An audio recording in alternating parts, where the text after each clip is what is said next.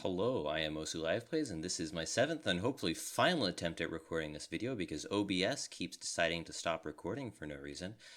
Anyways, I'm going to be showing you how to create an overlay with Blender and Dancer, and maybe a couple other softwares. Anyways, first what you need to do is you need to get the actual video. I already have it right here. So next what we need to do is we need to use Handbrake to extract the hand cam from that. So you're going to go to handbrake.fr. I already have it installed, so I'm going to open it up right here, but you would install it and go through the install process. Now what we need to do is go in to the folder that we have the file in, drag it in, and we're also going to need to go to presets, import from file. Next you're going to go into the description, grab the resources file, download it, and go to the file you extracted it from. And I don't know why OBS is in here. Extract here. Now you have your resources. This contains all the files that you need, and go into Dancer resources. Go into resources and find your resources folder. Now, double click or click on JSON, click open. I already have it imported, so I don't need to do that. Find a place to put your Dancer folder that you can easily locate it when you need to. Now, we need to actually crop this, and there too is you can do this. You can do it manually, or you can use one of the presets I use. This is Zoodinator, and as you can see, the crop works perfectly. If you wanted to do like another player, like Flying Tuna, you can just do that, and then adjust the crop as needed. Now, you do need to make sure that unless you are using some sort of AI interpolator, I use flow frames generally, but unless you're doing that, you want to use constant frame rate and 60, because otherwise Blender will have issues and it'll be a pain in the ass. Anyways, now we have that, and we can export it. I'm going to put this into Dancer. I'm going to make a new folder called Zoody Dancin'. And I'm going to put it here, call it hand.mp4, and start encoding. Now, there are some other things we need to download while that is running, and those are going to be Dancer, Dancer Osu. The link will be in the description. You're going to want to scroll all the way down, click on Dancer win.zip. You're going to want to go to FFmpeg, which is also in the description. Click Release Builds. In Release Builds, go to releaseessentials.zip. All right. Now, from our video that we are trying to create an overlay for, we need the skin and we need the beat map. So let's do that. In the skin, well, this is already the skin right here, as we can see. So download it. Go to the map, and let's actually download fully. Download anyway. There we go, it's downloaded. Actually, let's keep that open because I want to credit that. Download without video. And you're going to want to go into the replay that you have, the replay of the map. Since this is a first place, it's really easy to find. If it isn't as easy to find, try to find it if you can. If you can't, try to get a replay. If you cannot, absolutely cannot get a replay, I will go over that. But for now, we're going to do this with a replay because the result is far better. Now, what do we need to do next? We're going to go to the Dancer folder, and we have a few files that we need to extract. Dancer, extract here. FFmpeg, extract here, if I can actually click on it. We're going to grab both of these files and delete them because we don't need those anymore. Now, in the resources folder, we have settings. Drag that to the top, to Dancer, and that'll manage all the settings for Dancer. We have all the presets we need. Those are right here. Now, we need to actually set up FFmpeg to be able to run with Dancer. And to do that, we need an environment variable. Edit system environment variables. click environment variables down here, and in system variables, we're going to scroll down, find path, click edit, and I already have it here, so I'm going to delete it and create it again. We're going to go into here, copy that, actually go into bin and then copy that, click new, paste, and then OK, OK, OK. Now we have everything set up to be able to render. Not quite yet. We need to create a few folders. We need to create a songs folder. We need to create a replay folder, not replays, replay. If you put replays with an S, Dancer will recognize that as the 50-player knockout. And what that does is it combines the replays, which is extremely annoying. So set it to replay, and Dancer will not do that. And we have the replay right here, so we might as well put it in. Zooty Dancin'. It's easier without spaces. I'm going to put that in replay. Now, we need a skins. Where did the folder go? Oh, there it goes. Skins and an output folder. Now, you may be like, oh, well, we're ready to render. Nah, not quite yet. We need to first off actually get the launching files, and I'm going to grab both of these and drag them into there. And I'm actually going to create a folder for launch, and that's going to be those two going in there. Now, we need to actually, okay, let's actually grab our keys and put that in the skins.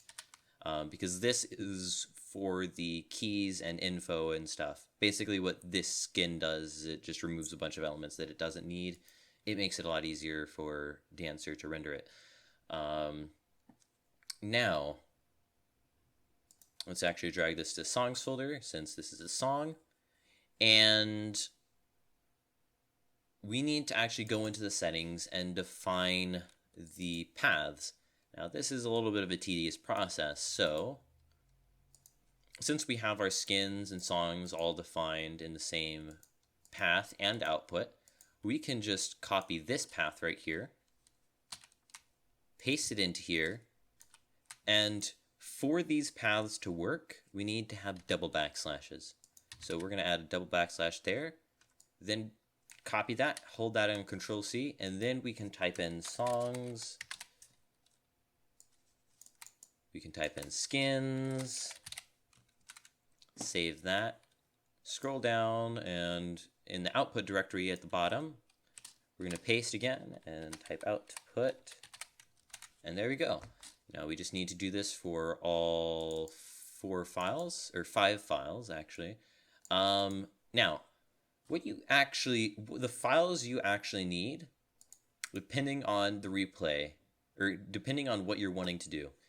Technically, you only really need game info and alpha. Cursor is just an aesthetic change, and no replay is specifically if you do not have a replay, and you need to create an alpha pass.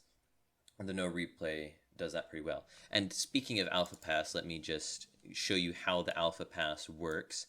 In the settings, we use combo colors. We set those to true, and then we set the value to 1. And basically what that does is that makes the sliders completely white, not completely white, but as close to white as we can get them. And so Blender has a much easier time of recognizing what is a slider and what is the actual background. And so the background is transparent while the sliders are perfectly black. And it's just so much better. You don't need it technically, and really the only thing you need is the gameplay, but having extra passes does help a lot. Now, I'm going to go through all these, paste in the paths, and I will be back.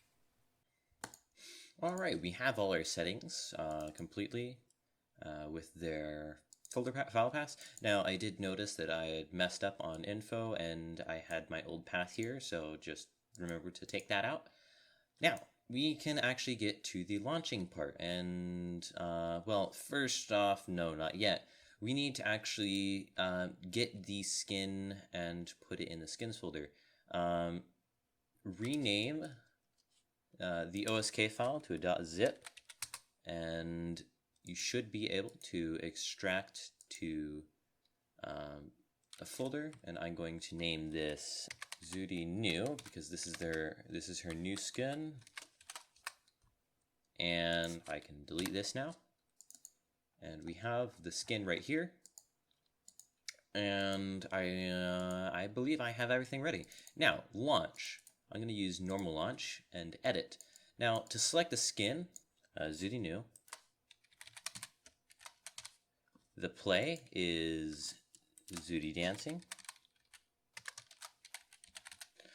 The replay folder. Now we need to define the replay folder, and that is right here. Copy that, and we paste it right there. We do not add a backslash.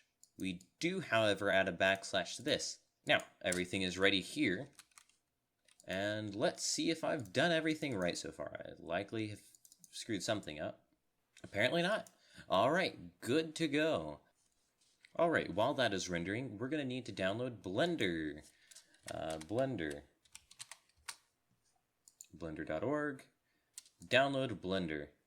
You can download 3.0. I believe that should work just fine. I use 2.9.3. I don't really need to. Haven't seen the need to actually upgrade because I don't think there's much performance improvements. So I'm going to go into Blender, and I'm going to go into the resources file actually, resources folder, and we have liveplay.blend. We can open that up, and that is going to be the file that we're actually going to use to process the hand cam and the gameplay. And if we have keys, we also do that. So to do that, I'm going to do Control-Shift-S, and I'm going to save this into here, and this is going to be Zudi Dancing. There we go. Now we have the file, and we just wait for Dancer to finish. And while we're waiting for it to finish, we can actually take a look at what the file should look like and see if it's working properly, if I've defined everything correctly. There we go. And I forgot something, which is important to remember, because we can stop that right now. We can delete these. Come on, delete. There we go. Now, settings. You may have noticed has a cursor trail. As you can see right here. Cursor trail. First off, let's go into settings. We have cursor right here. Cursor will have a lengthened cursor trail. So trail, you're going to find trail and force long trail. We're going to enable that to true, and that's already enabled. And then set the trail density to something a little bit higher, like 6 or 5 or 6. I'll use 5. And then set the length to 1024 if you have a long cursor. And we can try again and see if everything is looking right. And I will be back when that is finished. Alright, so we have our video finished, or our layers finished rendering, so I'm going to pull them up right here. We have all 4. I'm going to actually go to extra large octons. We can see that this is the info, this is the alpha, this is the game, and this is the cursor. Now we can watch the cursor just to be sure it looks good. If you know, Windows will actually let me watch it.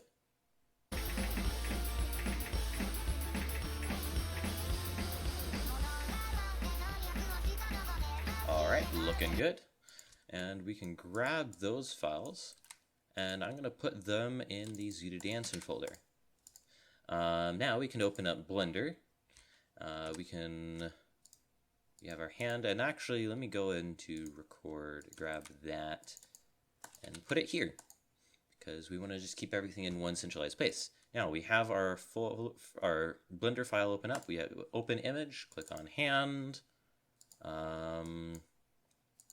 click the match movie length button, and go into here. We can click on this icon right here, which will allow us to choose from media files we already have open. Just to make sure we match, and everything should be good. Let's adjust. We can adjust the position and then the width and height with these sliders right here. Not sliders, but whatever. I'm gonna grab those, and these are invisible, but so it's definitely muscle memory, trying to memorize where everything is. We can scale that up a little bit more than a little bit. Open this. Now we have a little bit of a difficult job right here. We need to figure out some place that is directly above the desk and facing straight down. And I'd say, if I had to guess, yeah, this cup is really helpful actually. If I had to guess, it's along this line. So I'm going to move the camera slightly over. And you can select the camera by clicking on the edge, or you can click on this button right up here and then switch to view layer and then click camera. Now, I'm going to guess it's about right above here. And I'd say at this point about here. So I'm going to move to about there. I think that's about good. Now we can use the Shift X and Y to move it back to where it was before.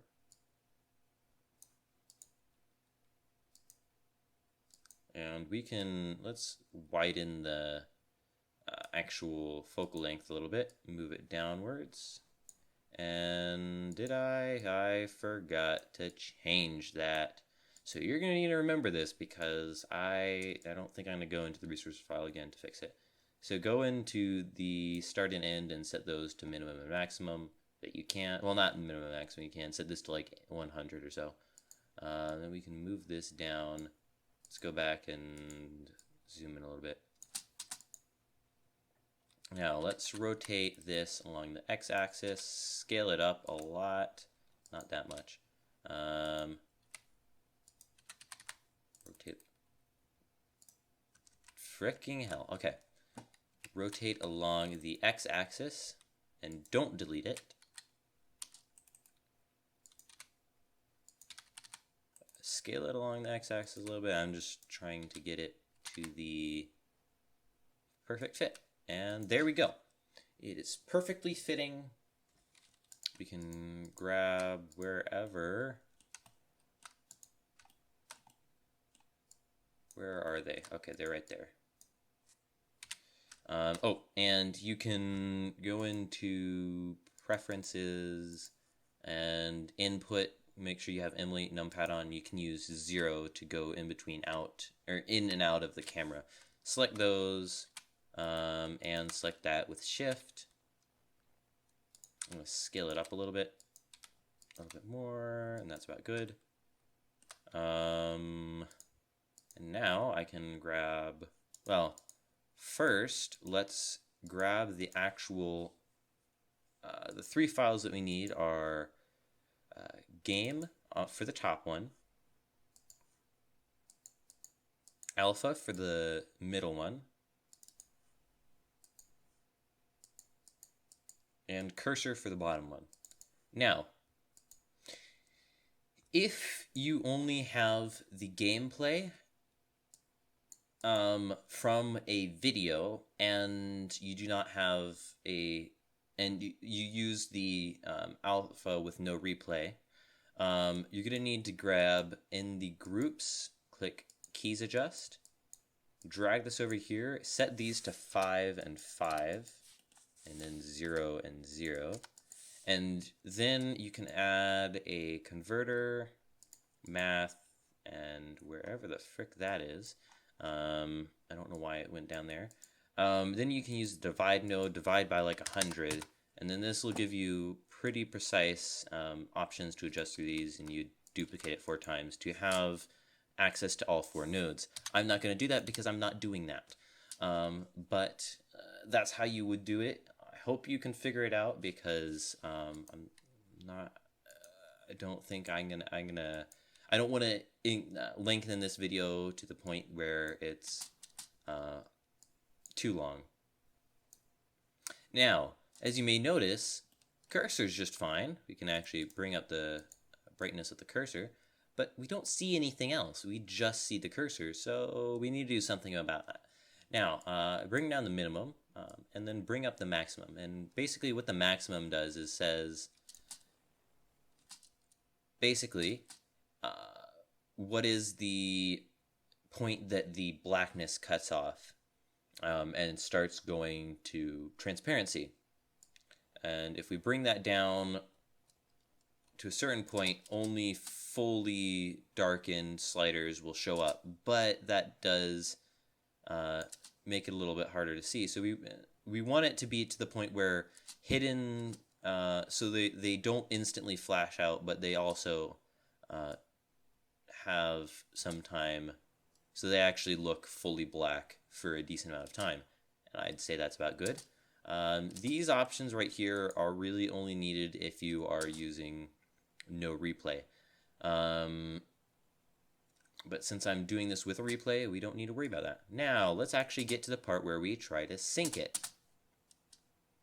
And a good useful tool for this is going into the hand,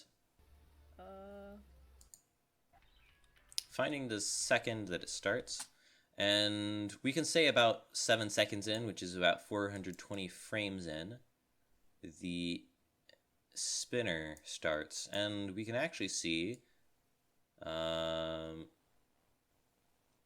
cursor doesn't start moving until a little bit later, and we can actually bring this out and say the cursor or the spinner starts.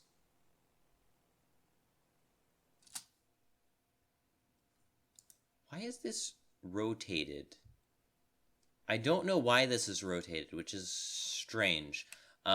So I'm going to rotate. I believe maybe I rotated along the x-axis, like, anyways, flipped over, that should, no, that's not good either. All right, let's rotate it just along this double z-axis. There we go. Okay, I have no idea why that happened. By the way, I should explain axes. Rotate. R key, S key for scale, G key for grab. When you do rotate, scale, or grab, you can do one of the directional keys, that is X, Y, and Z. You have X, Y, and Z. If you hit one of the directional keys a second time, it'll rotate along the local axis. Now that that is explained, we can actually work on trying to sync. And we can see that I did a really good job due to just instinct. Great. We can say that this is about the point. We could say that I can actually see that we're only about a frame behind. Now, finding a spot where the cursor stays in one place for multiple frames is really useful, because what we can do is select the cursor, the 3D cursor, select it right on the center of the actual cursor, adjust the overlay so that the cursor is right over that, right over the tip. Then select 3D cursor in the transform pivot point. Now, all we need to do is find another point where the cursor stays absolutely stationary. Scale that down a little bit so that it is perfectly on center, and we can actually bring this slider over. See that we're like a half pixel off. I'm going to actually bring the transparency down a little bit.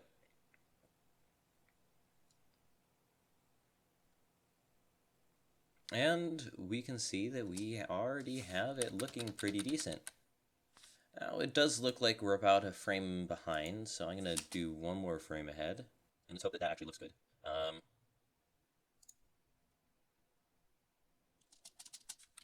Quick movement should help. I think we're about good. So we can save that. Now we need to find where first off, let's find where we want the video to start.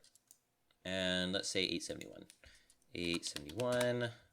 And we want to find where the video ends. And that is about here. And we want to find where the cursor starts fading off. And that is that number right there. Paste that into the end. Save that, and now we have everything we need. Oh wait, I forgot about the most important part. Let's save, and let's go to the info, as we can see right here. And we're going to put that, we're going to open up Handbrake again, and we're going to drag info into there. Now, remember how we had the presets? Well, one of those presets is the keys, and that'll crop to the keys. The key skin I have should be adequate.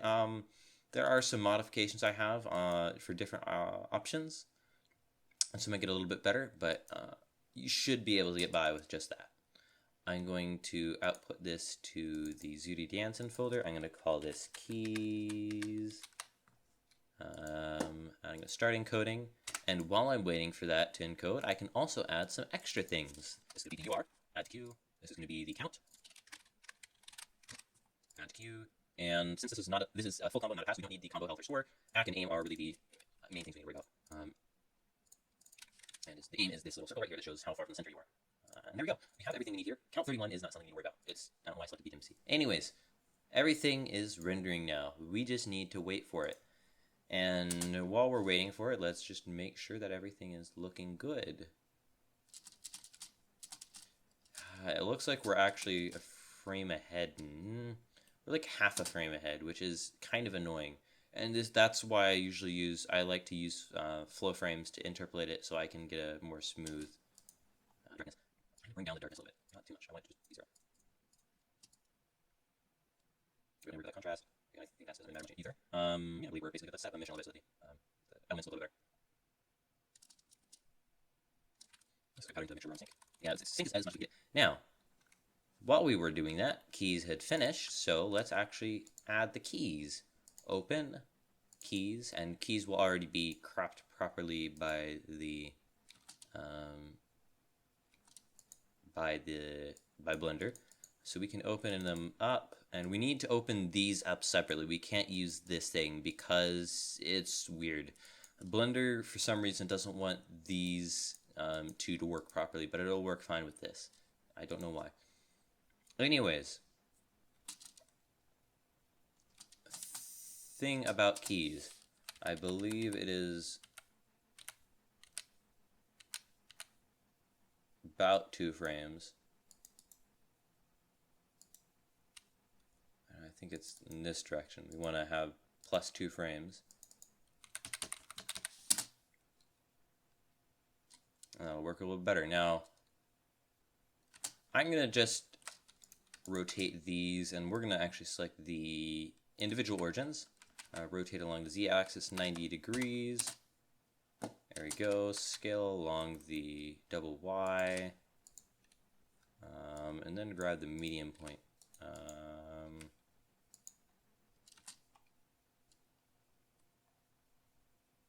At the start, we can actually easily see where they're supposed to go, which will make this a lot easier.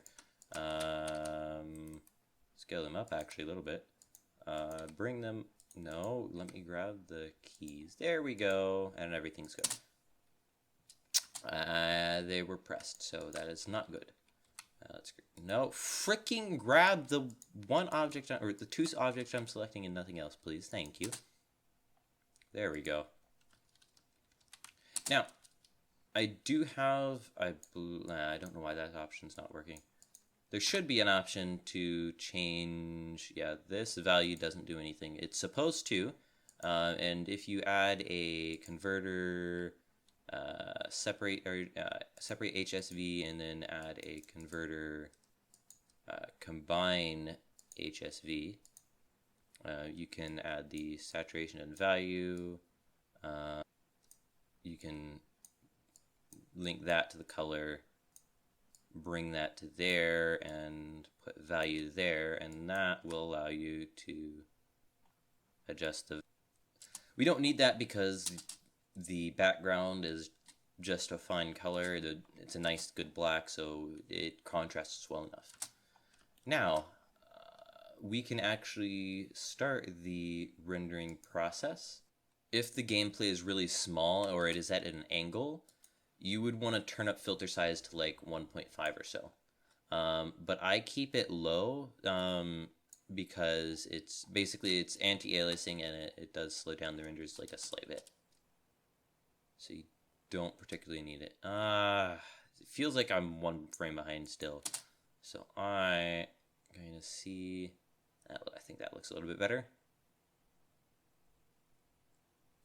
Now, actually, I should go over emission. I'm going to bring that down. If the tablet is pretty bright, you want to bring that down. Make sure you set your output to a folder that you actually have. I have this folder, so I don't need to worry about anything.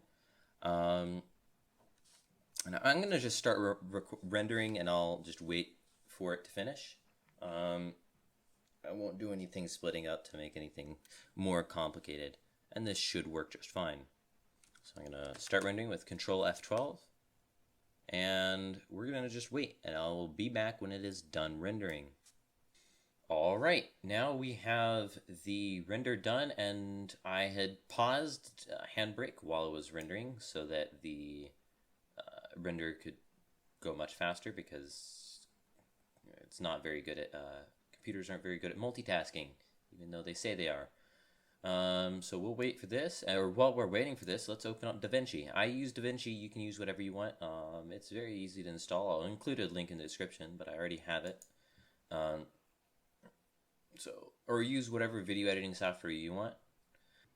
I just use DaVinci. So we'll let that start up. And we can close out Blender now that it's finished rendering. Save. And I'm going to have it right here, all the stuff. Let me go to, not this, there you go. This is the video. I can Control X and move it over to here. Whatever. Anyways, now that we have the video editing software, we can drag in all of our things. So we need the video, we need the ACK, the aim, the count, not the keys, and the actual video. So let me drag those in. You can click change project frame rate and all that stuff and make sure everything is correct. All right. Now I'm going to drag in the video underneath. I'm going to delete. And you can use the Alt key. While holding the Alt key, you can click on something to select it without selecting anything else.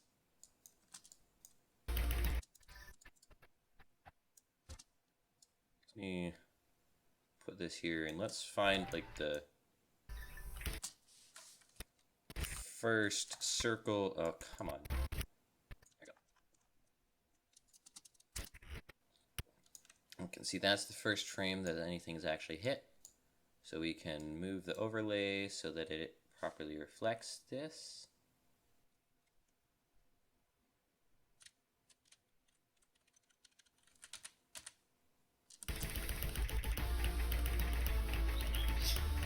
And there we go. We can cut off the beginning. Now, we can actually, because this is going to be underneath the whole time, we can just take advantage of that, move this to the top, grab both of these and move them down. And what we're going to actually use this for is just the chat. Just crop off the bottom and the left. There we go. Okay. And now we can go, and this is probably the most important trick you're going to need for all of this. For these overlays, you're going to need to go into the color tab, zoom in and select the black. Add alpha output and link that there. Now, you'll notice that's not exactly what we want, so click this button right here. This switches from, this inverts the output of the alpha. And we want to set the width to 100. And everything should be good. Now we can just grab the whole video, and let's actually separate off an extra part so that we can still have video afterwards that is uncropped. And we want to, it's much larger. Actually, let me, that's not what I do. Use the finger point to be able to zoom in without changing the position too much. That looks so good. There we go. And we can select this clip and reset. Now we have the UR, the count, the aim, and the ACK, and I'd like to do something a little bit special with these, and I'm going to create a generator, go to solid color, and this will help me with my color channel, with the alpha channel, that's what I meant. So we're going to grab accuracy, aim, count, and UR. And then we can hold down Alt and select the audio, hold down Alt and select the audio because we don't need that. Frick, and not click the wrong button. There we go. What we can do with the accuracy is click on it, go into color tab. Actually, first, we need to select this and set the color to white, pure white. Now, we can go into color, right click, click add alpha output, and then we can select the black, switch, width to 100. DaVinci is being quite irritating. Turn up the blur radius by like a slight bit. That'll just make it a little bit less sharp. We want to make it the morph radius. We want to have it grow a little bit. I'd say about 20, 22. Then go through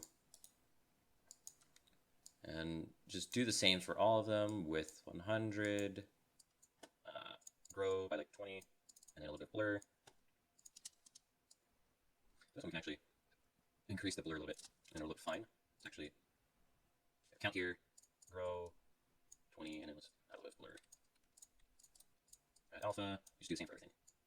Blur, switch, center. It's actually for this one, we want to actually add a little bit of softness to the high end, and clean order with white black. Grow a little, and go back and make a little bit more blur.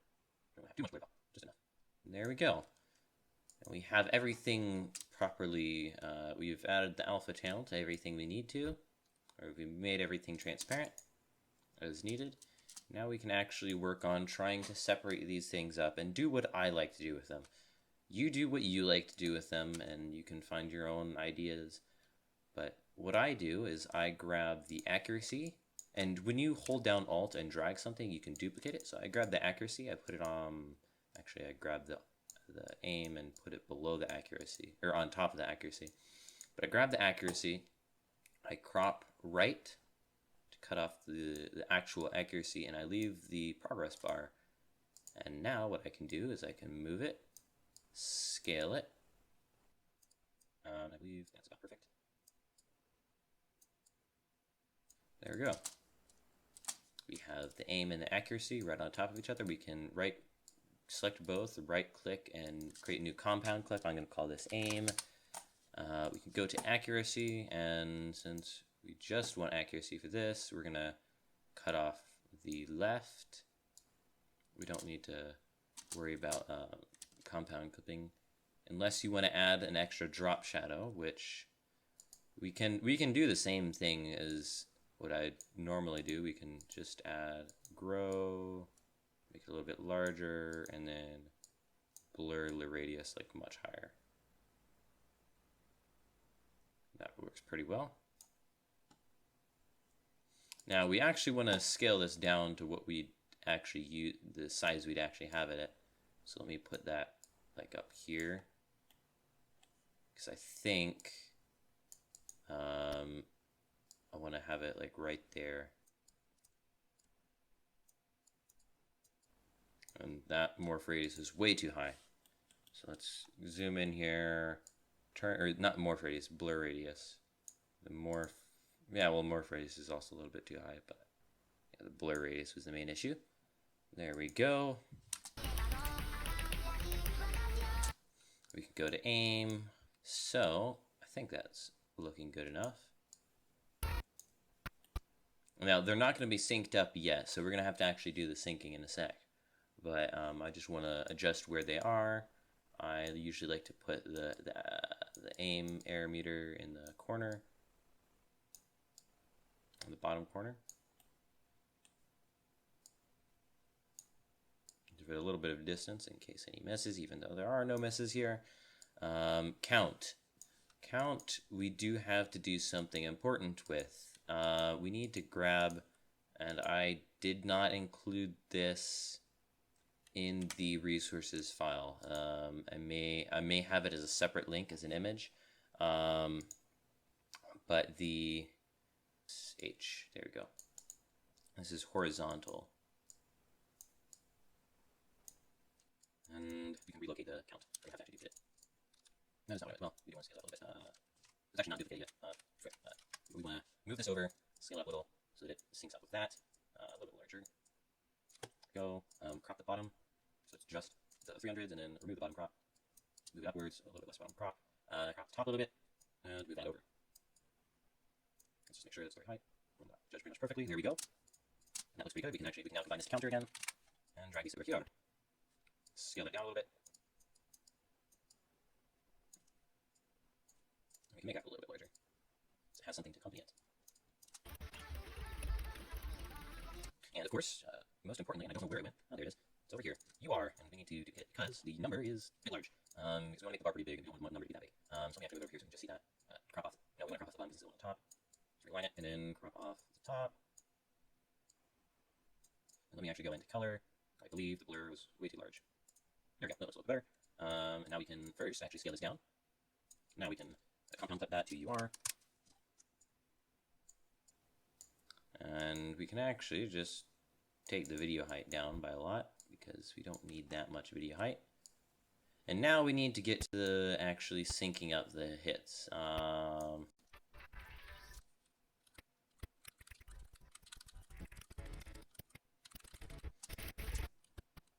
So we're going to need to find an easy circle, and that's a circle right there. And this is the, so we had the spinner, and then we had, I think that was 3 or is that 4? 4 sliders, so the number should be 1, 2, 5, 6. So I think, no, wait a minute. Okay, grab that, cut off the beginning, not that much. No, come on, cycle, thank you. So let's just move the trimming and cropping to in the first portion of accuracies, actually. Okay, let's move to that 5th. And that was when the spinner started, I believe. So that's the 5th one right there. And let me just move everything else out of the way. Just so, and that's what I'm going to do the counter, to the counter like that, and move those off. I want to make sure that's syncing up.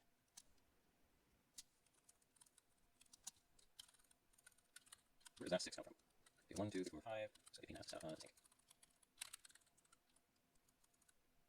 Oh, it should be, the 6 should be, is where we're going to 2. Alright, that makes sense. There we go, let's just work on the difference. And we can check. The last circle should be the easiest to check for.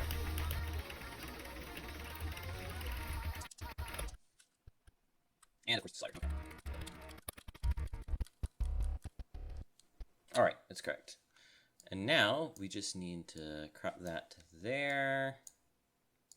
Shrink that so that we can make the video a little bit taller so we can actually bring this to the top.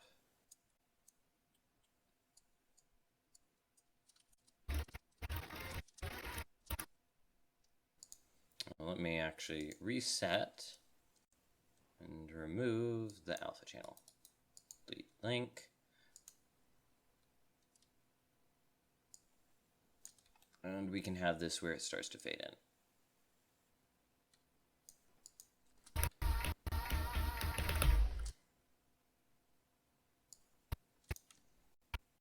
All right. Now let's just adjust the UR bar and make it a lot smaller than that. Well, not a lot smaller, but a little bit smaller. Move it down, shrink it a little bit more.